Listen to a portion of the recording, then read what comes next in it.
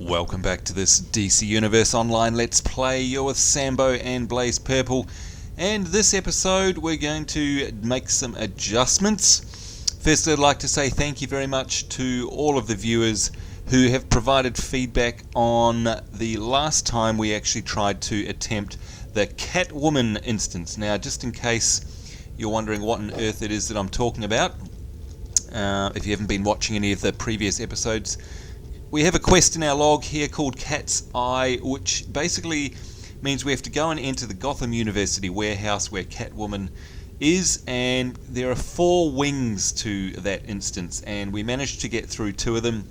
On the 3rd one, I got stumped big time. We then tried to get Roman over in to help, only to realise that it's a solo instance, so I kind of gave up on that. Now, since that time, a lot of people have been posting messages and sending me messages, and once again I'd like to say thank you very much for everyone that took the effort to do that.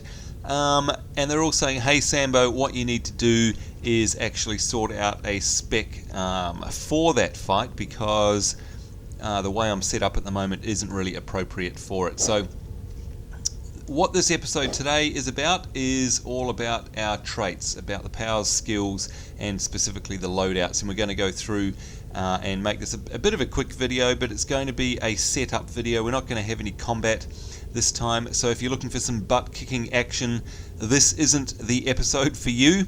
If, however, you're interested in how the power sets work, what the difference between the different loadouts are, then this is for you. So yeah, without further ado, let's get right into it. So firstly, a lot of people were saying, hey, you know, what about the role? And I was asking in my video as well, does switching role actually make any difference other than giving you a different tray loadout? Now, of course, by that I mean, if I get back out here, the tray is down the bottom there. I can't point the mouse cursor at it because we don't have a mouse cursor, but as you know, the tray is where all our abilities sit. So 1, 2, 3, 4, 5, 6 hotkeys there. And the way that they're set up is you have a separate tray for your damage roll, which is what I'm in at the moment. Now, if I hit my T key on the PC, I'm going to hit T, have a look above my head, and you'll see there that a shield came up. Now that means I've changed my role to tank mode, and if you look down the bottom on the tray, you'll see that there's a bunch of abilities that have changed there as well.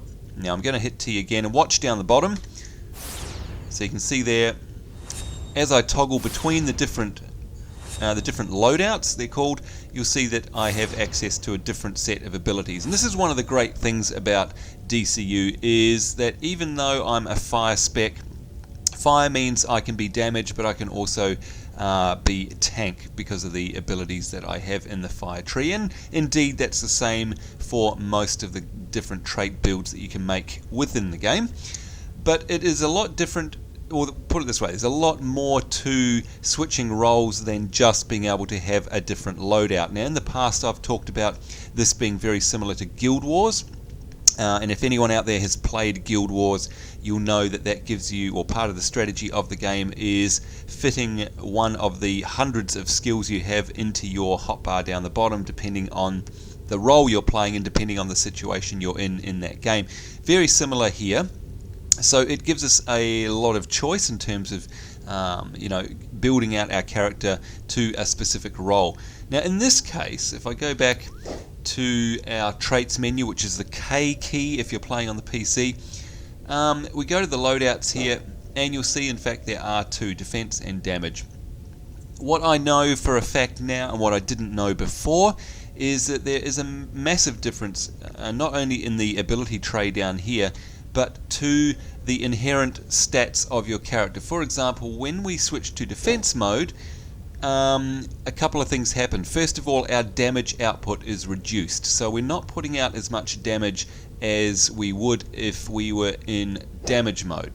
And that's pretty standard for most MMOs. If you're going to perform a tanking sort of role, your damage goes way down. You sacrifice the amount of damage you can do for having a lot more survivability. So it's the same in this game. If we select damage with the T key, not only do we reduce the amount of if we choose defense rather, not only do we reduce the amount of damage that we do, but what goes up, in other words, the benefit we get from having a reduced amount of damage is our mitigation. So in other words, our defensive abilities rise. So we are able to take a lot more damage when we're in the defense mode, and I dare say that behind the scenes a lot of things like our resistances to stuns and roots, perhaps even crits, I'm not sure. Honestly, I'm just speculating here, but definitely mitigation goes up and damage goes down when you're in defense mode. So for example, the instance that we're talking about where I was having problems, and of course that's the Catwoman instance here, what I really want to be doing is putting myself into the defense mode so I've got a lot more survivability. So what we're going to do today is we're going to pop into the loadout and make sure that we've got my abilities set up properly so that I am in a very tanky mode and that we're doing the most damage and we have the best chance of actually taking down those hard bosses. So the first place you want to start is in your powers, and of course I'm fine. I don't have any skill points or power points to spend at the moment, and of course just a reminder that there's the competition coming up whereby you get the chance to redesign my character, so don't forget about that. There's a link to that particular video episode in the comment box below. But for example, I had a lot of good advice from my readers talking about this tree, the immolation tree. And what we're going to do today is we're going to set up my defense power tray with some appropriate immolation abilities so that we can actually make the most of these against that tough lion boss that I couldn't beat last time we were in the Catwoman instance. So you'll see I haven't actually spent 1 point down the bottom here, and I can't because I've run out of points unless I was to reset my talents. But what we want to do is hop into the loadouts and have a look what we've got. Now if I go into defense mode, just like in damage mode, all the abilities that I have are in a window down the bottom, and I can mix and match them and drop them in any of these 6 slots as I feel fit. Now I'm actually wondering if it's an option to be able to clear these out so we can start from scratch. No, we can't. Okay, so that would be one thing nice to do, SOE, is to be able to actually wipe these. I know, for example, if we drop another ability over the top of an existing one, that it will replace it, that's fine. But it would also be nice to be able to actually clear this, or maybe have a little X up the top or something so we can actually start afresh with a new power tray. If anybody of any importance is listening, there you go, there's my advice for the day. Anyhow, so all of these come from here. They come from our power tree, and in this case I'm going to be concentrating on the immolation tree, as I said before. So obviously if you don't have a point in an ability here, i.e. it's grayed out, it's not going to appear in the loadouts menu because it's simply not available. You haven't unlocked it yet. So let's go into defense. Now by far and above, the most vocal of you were saying, Sambo, you need to really start using the whole burning mechanic. So when we switch into tank mode, and once again our damage output is going to be reduced but our mitigation is going to be up, so we're going to want to dot up these mobs. And the way that we do that is by using powers that are obviously going to put a dot, which stands for damage over time, a dot on these enemies, because we're not going to be able to smack down, one-on-one melee fight with them as much because our damage output is down. So any dots are good, and a good one to start with is this inflame ability. So we're going to drop that on the first hotkey there, and as you can see, what it does is it inflicts burning to enemies that we touch. So that right off the bat is going to set everything on fire that we touch. And as you can read in the description there, inflicts burning to enemies you touch, causing damage over time. Now below that you'll see there's a description for if you're in the tank role, and there's also a description for if you're in the damage role. So if we were in damage, mode, that would increase all damage by 35% until the hit counter resets. Now, the hit counter is the combo counter down the bottom right when you're meleeing or when you're using abilities that you're pounding people one hit after the other. But in this case, we're going to be in a tank role, and as you can see there, what that does is that gives us an extra buff of 10% control resistance. In other words, we're going to be resistant to being controlled, any abilities that the NPC may use against us that controls us and locks us down. So that's going to be really handy for us because we don't want to be locked down when we're in that Catwoman fight. So we're going to use this ability because it does inflict burning. Now notice that the first blue section there says power interactions. That's something we're going to be concentrating on today. So what I mean by that is, I'm just going to, here we go, here's an example. So what is a power interaction? Well, let's read the description for this, which is called Flashpoint. So it blasts a wave of heat to push enemies back. So, okay, that's going to be a really handy ability for a start because it knocks back enemies and gets them off our case. So that's great. However, there is a power interaction component to this. Not only does it also inflict a burning dot, alright, so just like this inflame ability, it's going to dot up our enemies and set them on fire, give them the burning debuff. But when immolation is active, now if we, hang on a second, I'm just going to go through, there we go. So I'm reading the description of Flashpoint, and it says when immolation is active, nearby enemies and objects will burst into flames. Okay, so what that means is that this ability here, this third one on the top row called Flashpoint, has an interaction, a power interaction with the other thing called immolation. And that's the first one on the third row down here. So let's quickly jump to that and read what it says. Instantly engulfs you in flames, damaging nearby enemies while reflecting damage back to your attackers. Okay, so right off the bat, as you can see up the top, and if you remember 5 minutes ago, we decided to put Inflame on our first ability there. If you read the description for Inflame, it engulfs you in flames to burn nearby enemies. Effectively, the Immolation ability does the same thing. It engulfs you in flames, damaging nearby enemies. But this time, it's got an added bonus. It's reflecting damage back to our attackers. So immediately, I'm going to swap that one out. That is a much better choice for us in this particular case, because I do want to reflect damage back, because I'm in a solo instance. I don't have any teammates to rely upon. This is also, because I'm in tank role, it's going to give me that control resistance, so 10 plus 10% to bust me 10% to be resistant to any control effects by NPCs. But because this is immolation, once again, I'm going to drop this particular one, Flashpoint, on my second ability because there's an interaction between these two. If immolation is active, so I would want to set this one off first so that I am in flames, then I can use this ability, which will basically say, hey, if you've got this first one going, then I am going to set any nearby objects and enemies bursting into flames, and that's what we want. So there's that interaction between the two. So we've got to keep an eye on that whole interaction piece. So let's keep going through these abilities. What do we got here? Fireball blasts a searing fireball at an enemy to damage and knock them down. Again, a really useful ability. We like knockdowns, and it also inflicts burning to cause damage over time. So that could be a good one to have. In fact, let's drop it on. We can always swap it out later. We'll carry on.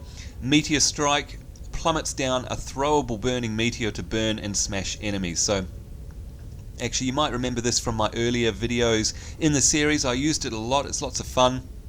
It actually throws down literally a glowing meteor, which we can then also pick up and throw around. So let's throw that on there because it's fun, and it also inflicts that dot. Again, we may replace it in a moment as we go through the powers. Now, Burnout. This one, you'll see it has a green section up the top there. There's a special to this one, which is that it's usable while controlled. So if we are being controlled by a mob, we can actually still use this Burnout ability. It doesn't lock us down. And this one knocks back enemies and bestows immunity against control effects. So again, a really handy ability for if we're tanking, because The last thing we want when we're tanking is to be locked down and then the mobs go and attack our teammates. Now, in the instance of the Catwoman instance, that's not going to matter because we're on our own. And as you can see there, in a tank role, it also provides immunity for up to 3 teammates. So this is a really good role ability for if you are tanking in a group. Not so appropriate for us now because we're going to be doing it solo. Alright, the good old volcanic calamity. I'm sure you all remember that from our previous videos. This is the super awesome, amazing effect that literally pulls a volcano up from the ground and explodes under the enemy with the power of an active volcano. That is awesome. It requires 100% supercharge cost, so you can't use it all the time, but I'm going to drop it on the end of the bar there in case we've got a spare slot, because during that fight in Catwoman, on the third boss, if you remember, it's quite a long fight, so the supercharge will probably charge up quite regularly, and that will be handy because that's quite a powerful attack. Alright, what's this one? Consume objects, detonates a massive conflagration to heal you and damage enemies. Now, in this particular case, the power interaction is all about inflicting heavy damage on enemies that are encased by ice, nature, mental, or gadget powers. So I don't have any of those. Yes, it's a heal, but I don't have any ice, nature, mental, or gadget powers, so we're going to ignore that for now. Reignition ignites nearby enemies while instantly restoring some portion of your health. Now, which one of these? Pretty sure that's the big heal that I use in my damage roll. I'm going to drop that on my bar just for now because I like having a heal. It is a 25% supercharge cost, but it is usable while you're controlled. So that does give back a lot of health. So we'll see if that gets swapped out as we carry on down the tree. What's this? Swoop attack, swoop down and knock over your enemies. Not so useful in this situation.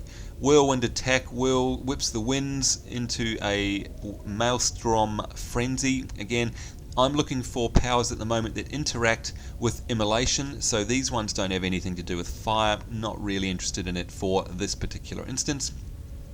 This one is Word of Power. You've seen me use that a lot. That's on my damage tree, on my damage loadout rather, and it summons lightning to heal myself and knock back opponents. We've already got knockbacks, we've already got a heal. I'm going to ignore that for now.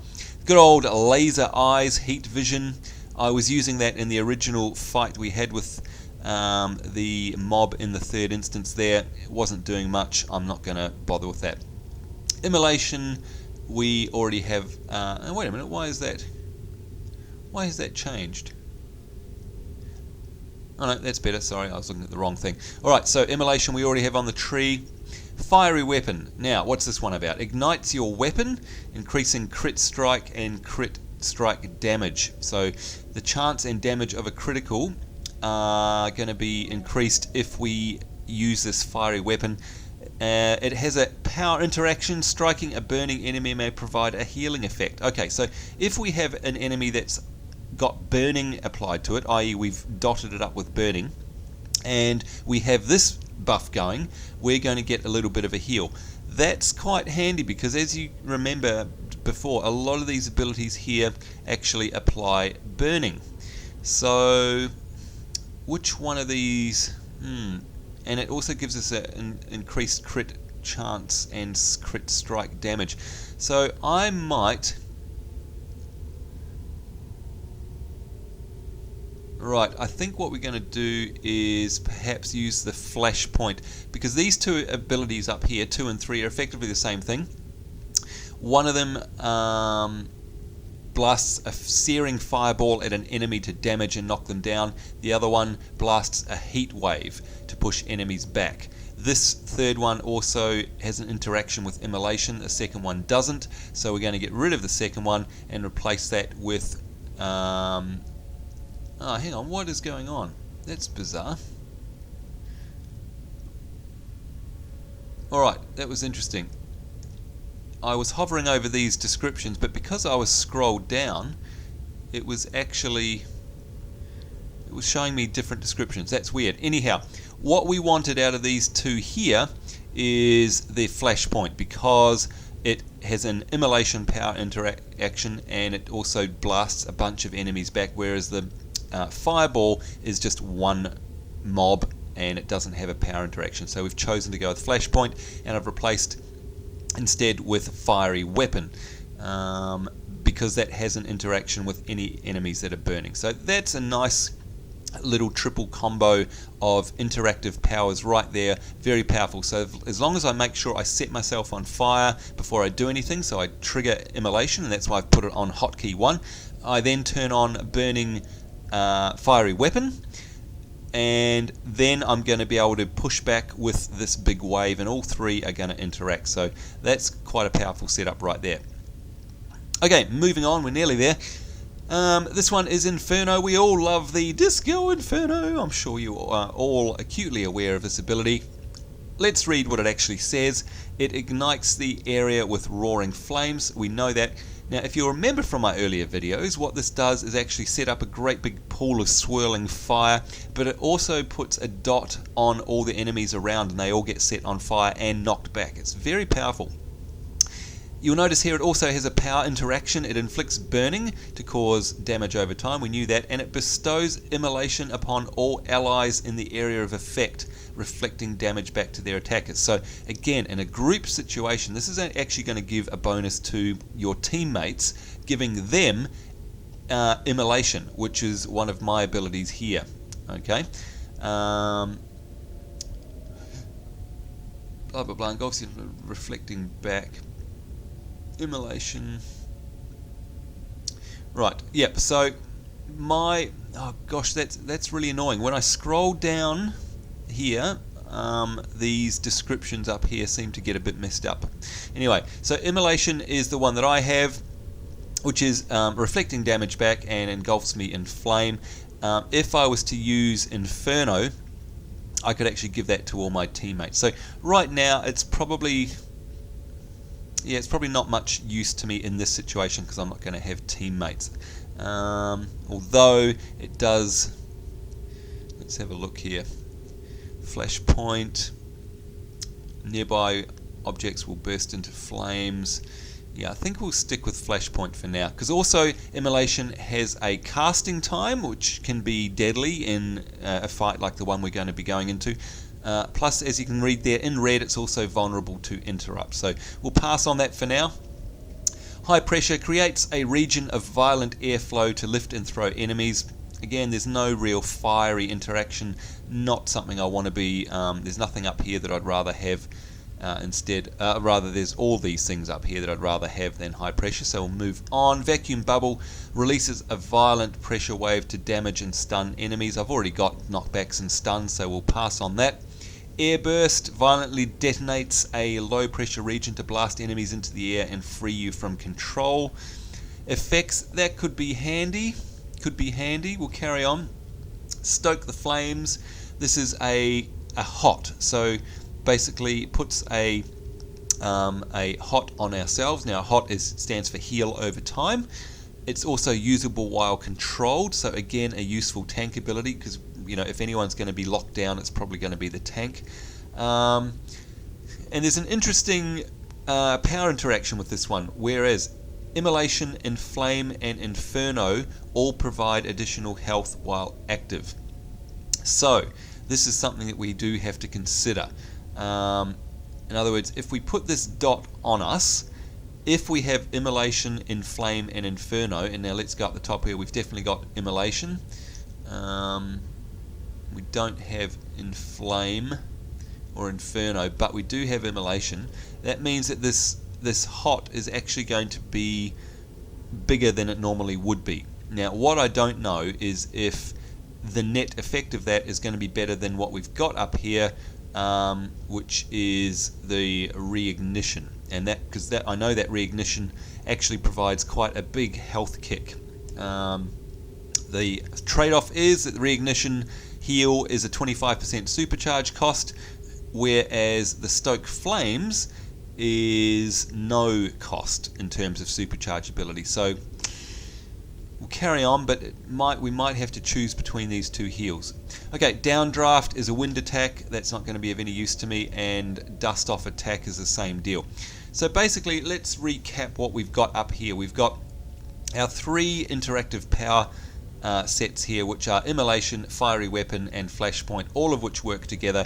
Using them in that order, that's going to be quite powerful. We've got knockbacks, and we've got dots to put on the enemies. We then have the big meteor that gets smushed down from the sky, which will inflict burning, and that will affect a number of enemies at once, so that could be quite handy.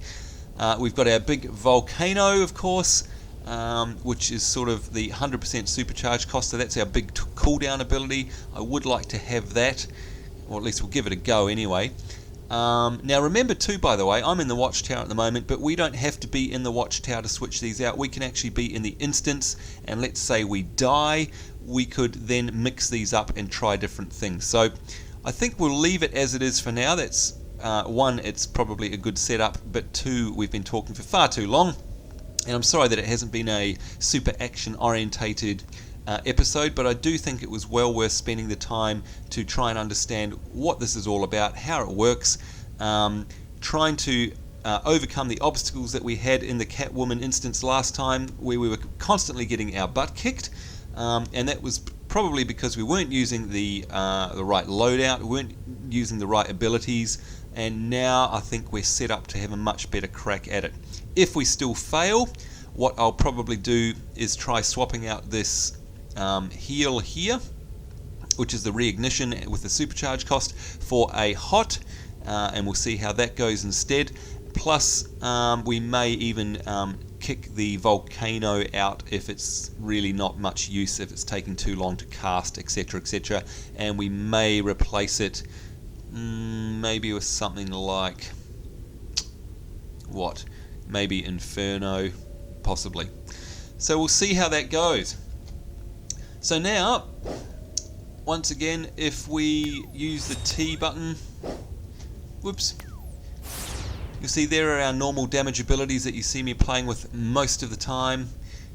Now, here are the tanky abilities that we're going to use now that we're all set up to go in and try and kick butt in the Catwoman instance.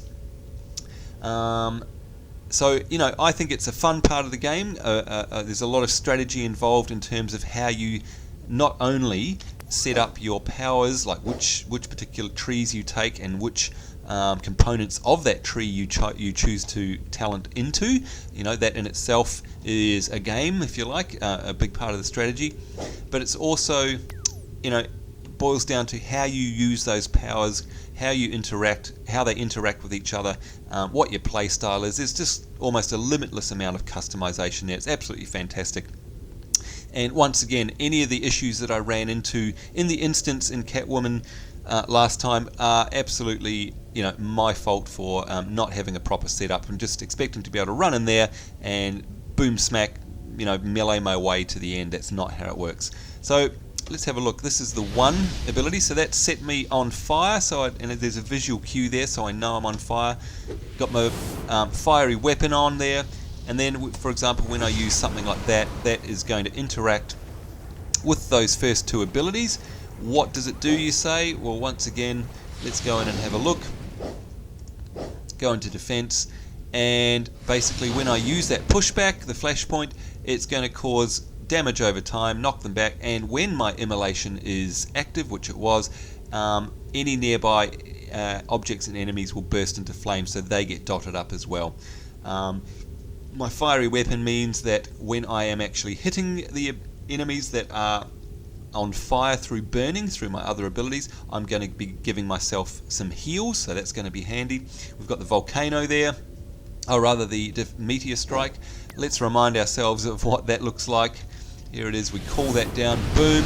If there were enemies there, they would all have been knocked back and dotted up with burning. I can then pick this up and either smack people with it like this, using my left mouse button, or it's gone now, or I can actually, let's pull that back down, and that's got a very short cooldown, by the way, which is handy. Or it's a ranged weapon as well, so as you know, I can actually hurl that off into a bunch of enemies. So I think we're all set up now. All that remains is for us to make it over to the Catwoman instance, which is in Gotham City. So once again, we won't be doing that this episode. We've spent way too long already, probably. But we'll get there at least, so you've got a bit of a change of scenery. So we'll head to Gotham. There we go. But once again, I think it was very important to go through these because a lot of you were very adamant about making sure that we were set up correctly. There's possibly a number of viewers out there who are like me and they didn't really know how to set it all up properly, where to go, what to look for in terms of power interactions with your various skill sets, and of course the role switching itself. So hopefully now we're all set up to do that. Let's head outside before we log off. And hello, Scarecrow. So, having said all of that, what will we be doing next episode? Well, we'll be seeing and checking the fruits of our skill building labour. And hello, Gotham. Hello, Epic Moon. Oh, it's been a while since we've seen you, hasn't it? I got the money for Timmy's operation. I'm waiting for the music. Waiting for the epic music. Damn, it's not happening. Never mind. So, we need to make our way to... Let's have a look at the Gotham map. There it is up there. Good old Catwoman. That's what we've got to look forward to in the next episode. I won't play through the first 2 wings of the instance. You've already seen that. We'll pick up at the beginning of the 3rd wing, which is where I got my butt kicked last time. And we will try out this new power tray in our defensive stance, and once again, if it doesn't work, at least we'll be able to on the spot modify it and really try and make the best of efforts to try and get through that particular instance. So I hope you enjoyed that. I hope you're having a great day, and I hope you look forward to seeing us next time, where we'll be speaking with Catwoman and her nasty bosses. So until then, take care, and it's me, Sambo and Blaze Purple, signing off. Till next time, bye bye.